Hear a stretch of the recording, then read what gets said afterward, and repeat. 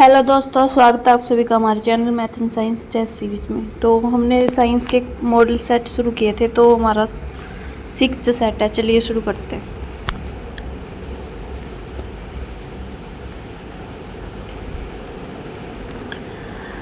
तो इसमें हमारा फर्स्ट क्वेश्चन है कि कैंडिला किसका मात्रक होता है। तो कैंडिला किसका मात्रक है? तो कैंडिला ज्योति तीव्रता का मात्रक है। सेकंड क्वेश्चन है अपने पास कि भूस्थिर उपग्रह की पृथ्वी से ऊंचाई कितनी है। तो भूस्थिर उपग्रह की पृथ्वी से ऊंचाई 36,000 किलोमीटर है। तीसरा क्वेश्चन है कि बल्ब का फिलामेंट किससे बना होता है। फिलामेंट किससे बना होता है? तो बल्ब का फिलामेंट टंगस्टन का बना होता है।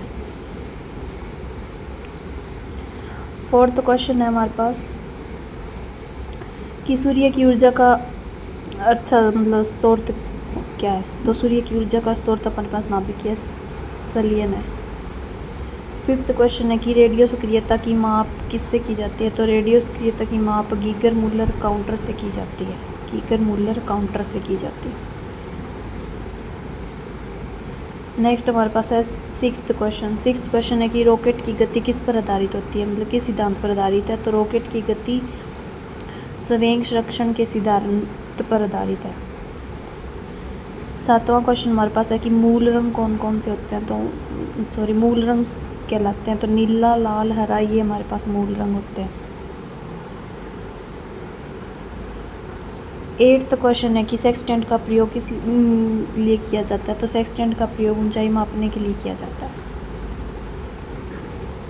9th क्वेश्चन है कि निकट दृष्टि दोष को किस लेंस के द्वारा दूर किया जाता है। तो निकट दृष्टि दोष के लिए अवतल लेंस का प्रयोग किया जाता है। 10th क्वेश्चन हमारे पास है कि दीर्घ दृष्टि दोष किससे दूर किया जाता है। तो उत्तल लेंस के प्रयोग से हम दीर्घ दृष्टि दूर यूज़ करते हैं, मतलब दूर की दृष्टि का जो दोष होता है वो उत्तल लेंस का प्रयोग किया जाता है उसके लिए। नेक्स्ट हमारे पास 11वां क्वेश्चन है कि परमाणु बम का सिद्धांत किस पर आधारित है। तो परमाणु बम का सिद्धांत नाभिकीय विखंडन पर आधारित है। 12वां क्वेश्चन है कि बिजली के बल्ब में मुख्यतः क्या प्रयोग होता है। तो बिजली के बल्ब में मुख्यतः एक्रिय गैस का प्रयोग होता है।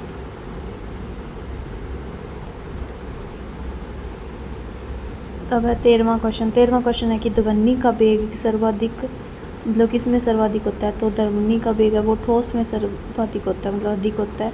फिर 14वां क्वेश्चन है कि ध्वनि की गति धीमी होती है, मतलब कहाँ धीमी होती है। तो ध्वनि की गति हवा में धीमी होती है।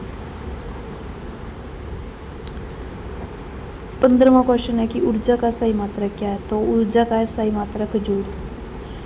16वां क्वेश्चन है कि हाइड्रोजन बम किस पर आधारित है। तो हाइड्रोजन बम नाभिकीय संलयन के सिद्धांत पर आधारित है। 17वां क्वेश्चन है कि जल का सर्वाधिक शुद्ध रूप कौन सा है। तो वर्षा का जल हमारे पास शुद्ध रूप होता है जल का, मतलब वर्षा का जल सबसे ज़्यादा शुद्ध माना जाता है। 18वां क्वेश्चन है कि ग्रीन हाउस प्रभाव गैस कौन सी है। तो कार्बन डाइऑक्साइड, CO2 अपने पास ग्रीन हाउस गैस है। 19वां क्वेश्चन है कि दाढ़ी बनाने तथा आँख, नाक, कान की जांच में प्रयोग होता है, मतलब कौन सा दर्पण वहाँ पे प्रयोग होता है आँख, नाक, कान की जांच में। तो वहाँ पे अवतल दर्पण का यूज़ होता है, प्रयोग होता है।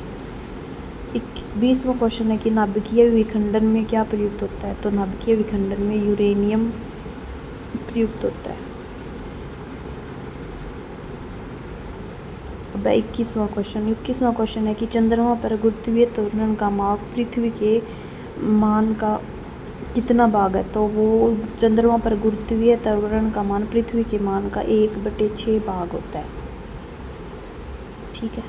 22वां क्वेश्चन है कि द्रव अवस्था में पाए जाने वाली धातु कौन सी है। तो जो पारा होती है वो अपनी द्रव अवस्था में पाई जाने वाली धातु है।